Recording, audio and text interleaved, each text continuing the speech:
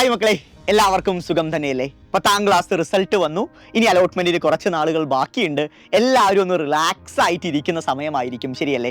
So +1 നിങ്ങൾ എല്ലാവരും ചുവട് വെക്കാൻ പോകുന്നത്. +1 ക്ലാസ്സുകൾ ആരംഭിച്ചില്ലെങ്കിൽ പോലും നിങ്ങൾ എല്ലാവരും +1 വിദ്യാർത്ഥികളായി മാറിക്കഴിഞ്ഞു.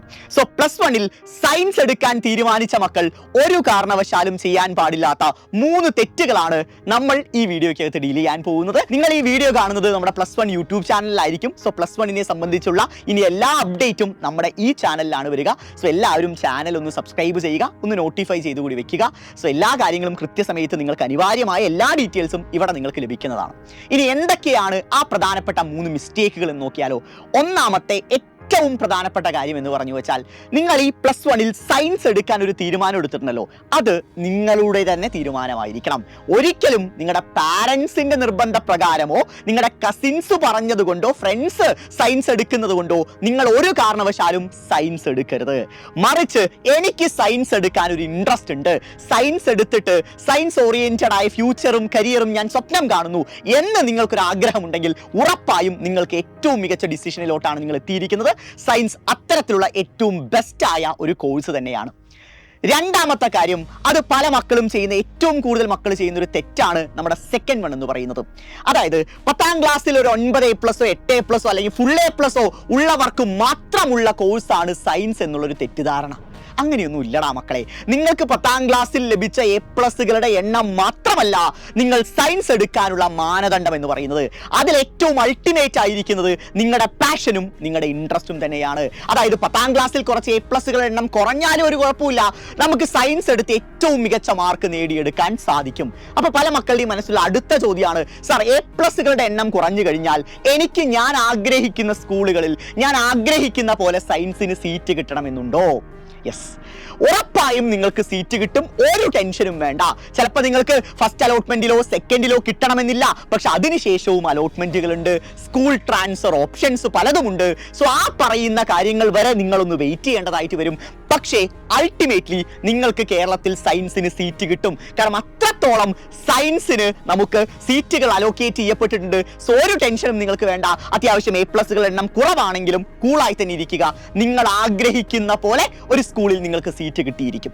അടുത്ത കാര്യം, മൂന്നാമത്തെ കാര്യം, അതും വളരെ പ്രധാനപ്പെട്ടതാണ്. അതായത് എല്ലാവരും നിങ്ങളോട് പറയാറുണ്ട്, നാശത്തിലോട്ടാണ് നിന്റെ പോക്ക്, സയൻസ് എടുത്താൽ നീ പെട്ടുപോകും എന്നൊക്കെ നിങ്ങളുടെ സീനിയേഴ്സ് പലപ്പോഴും പറയാറുണ്ട്. നിങ്ങൾ ആരോട് പോയിട്ട് ഞാൻ സയൻസ് എടുക്കാൻ പോകുന്നു വെച്ചാൽ മറ്റേ ഇൻഗോസ്റ്റ് ഹൗസിനില്ലേ ഡയലോഗ് ആയിരിക്കും പറയുക, നാശത്തിലോട്ടാണ് മോനെ നിന്റെ പോക്ക്, പണി വരുന്നുണ്ട് അവറാച്ച എന്ന ഡയലോഗുകളൊക്കെ കോമൺലി കേൾക്കാൻ പറ്റുക. എന്തുകൊണ്ടായിരിക്കും നിങ്ങളുടെ സീനിയേഴ്സ് ഇങ്ങനെ പറഞ്ഞിട്ടുണ്ടാവുക? സയൻസ് അത്രത്തോളം ബുദ്ധിമുട്ടായ ഒരു സബ്ജക്റ്റ് ആയതുകൊണ്ടാണോ? പക്ഷെ ഡാറ്റാസ് ഒരിക്കലും അങ്ങനെയല്ല പറയുന്നത്.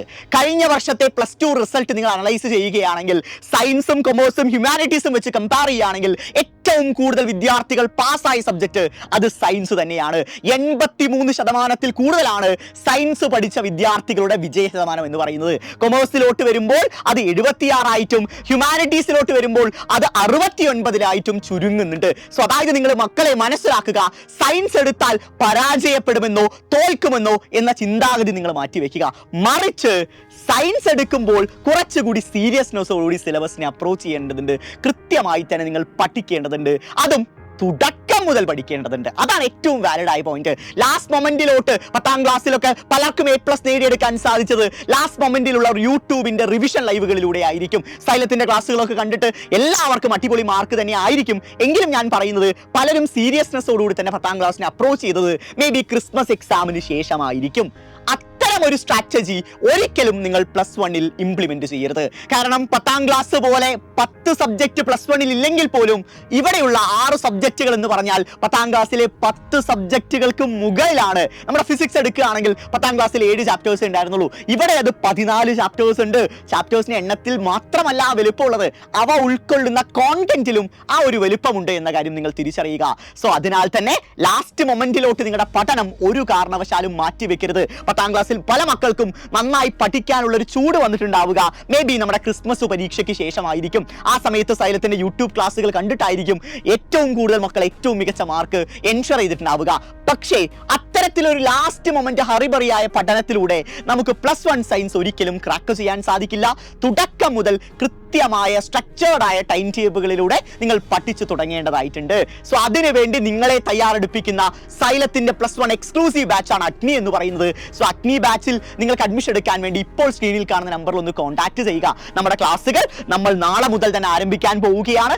നാളെ മുതൽ കൃത്യമായ റെഗുലർ ക്ലാസ്സുകൾ നമ്മുടെ ആപ്പിനകത്ത് നമ്മൾ തുടങ്ങുകയാണ് ഫസ്റ്റ് ബാച്ചിന്റെ. സോ ഫസ്റ്റ് ബാച്ചിൽ തന്നെ അഡ്മിഷൻ എടുക്കാൻ വേണ്ടി എല്ലാവരും ശ്രമിക്കുക. അതിന്റെ കാരണം എന്ന് പറഞ്ഞു വെച്ചാൽ ഒന്നാമത്തെ ബാച്ചിന്റെ ക്ലാസ്സുകൾ നമ്മൾ ഈ മൊമെന്റിൽ തുടങ്ങുമ്പോൾ സ്കൂൾ നിങ്ങൾക്ക് ജൂൺ അവസാനമായിരിക്കും ആരംഭിക്കുക. സോ അപ്പോഴേക്കും എല്ലാ സബ്ജക്റ്റിന്റെയും 2 ചാപ്റ്റേഴ്സ് വീതമെങ്കിലും നിങ്ങൾ ഓരോരുത്തരും പഠിച്ചു കഴിഞ്ഞിട്ടുണ്ടാവും. സോ അത്രയും കോൺഫിഡന്റ് ആയിട്ടാണ് നിങ്ങൾ ഓരോരുത്തരും നിങ്ങളുടെ സ്കൂളുകളിലോട്ട് കയറി ചെല്ലാൻ പോകുന്നത്. സോ അത് മാത്രം മതി പുതിയ സ്കൂളിലും പുതിയ ക്ലാസ് മുറികളിലും പുതിയ ടീച്ചേഴ്സിന്റെ മുന്നിലും നിങ്ങൾക്ക് ഏറ്റവും മികച്ച ഇംപ്രഷൻ ക്രിയേറ്റ് ചെയ്യാൻ വേണ്ടി.